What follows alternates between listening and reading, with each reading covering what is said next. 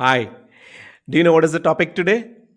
It is to how to handle what are the best practices to handle negative feedback that you receive online. I know the first thing that would come to your mind if you are wanting to record a video and put it online. What if people talk negatively about it? What if the feedback is negative? What will I do? How do I handle such situation? And today we are going to talk on that topic. Negative feedback helps us grow and also have a greater connect with our audience customer, and hence it is always important to seek feedback.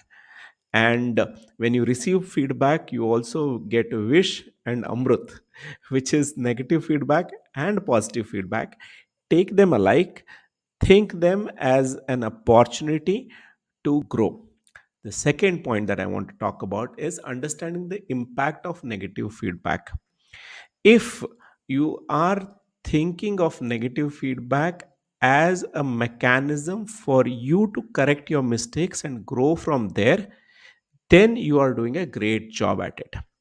The third point: what are the best practices in effectively responding to negative practices?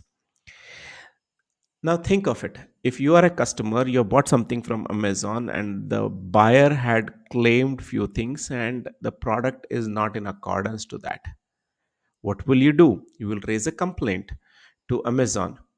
And just now put yourself into the shoes of a buyer.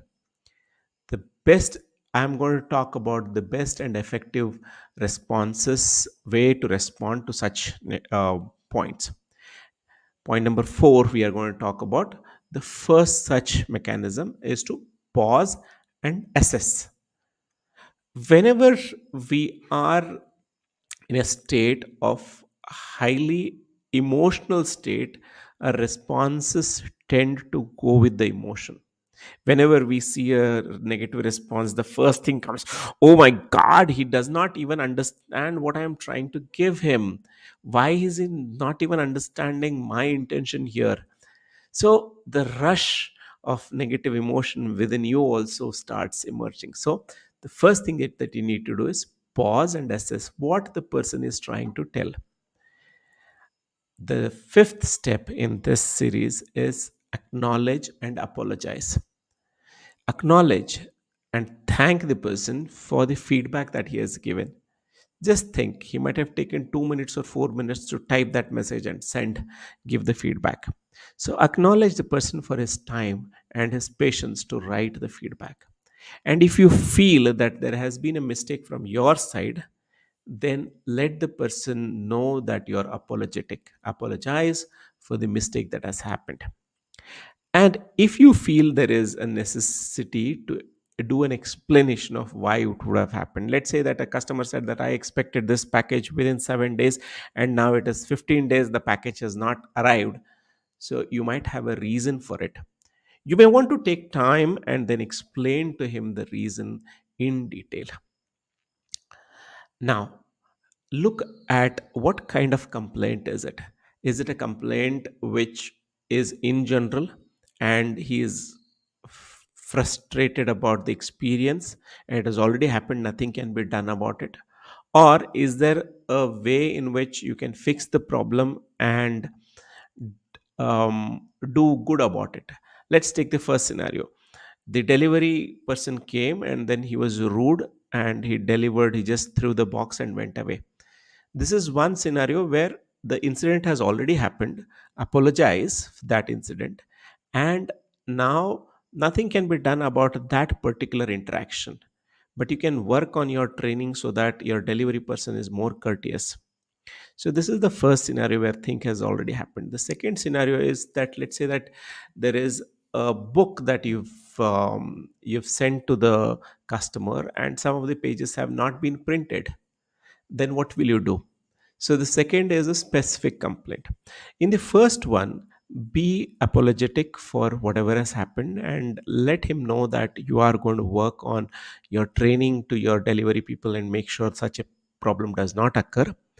And in the second case, let him know that you're going to not only exchange the book with with unprinted pages, with a new book, but also giving something complimentary.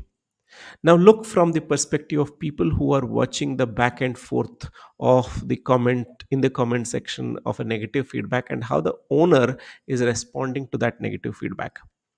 Is it with a positive intent, or is it just to shrug off the responsibility? If you are a great entrepreneur, you will take as a responsibility and fix it. So, if you feel that more in-depth conversation has to be done, then take the conversation offline, saying that let's solve this offline, and I'm going to get in touch with you. I'm sending you a DM with my phone number or email address, whatever it is.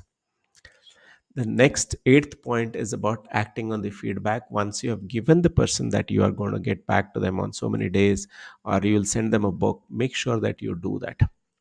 Ninth point is follow up. Follow up and check whether after 10 days or 15 days, whatever you have promised, whether is that taken care of. Believe me, if that person has taken pains to write a negative feedback, and if you have given a great experience, he will not hesitate to write one more review for you with great superlative adjectives for the service that you have given, for the turnaround time, for the kind of things you made him feel, even though he was giving a negative feedback. So follow up and closing is very, very important.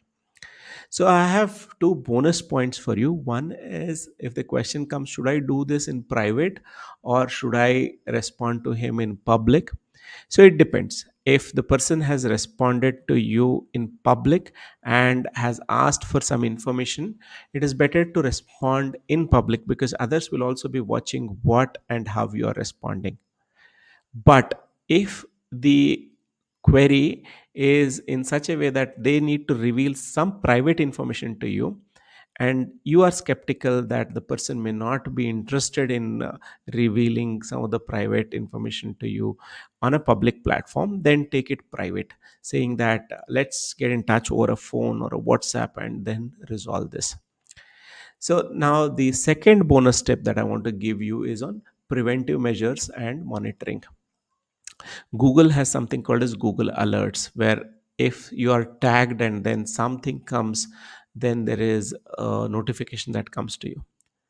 Because a negative feedback that comes to on the world wide web can have a catastrophic and mammoth negative repercussions. So fix the negative feedback that are coming, acknowledge them, address them, follow up with them, and close them as quickly as possible. And more importantly, try to put in mechanisms that can prevent such mistakes happening in the future.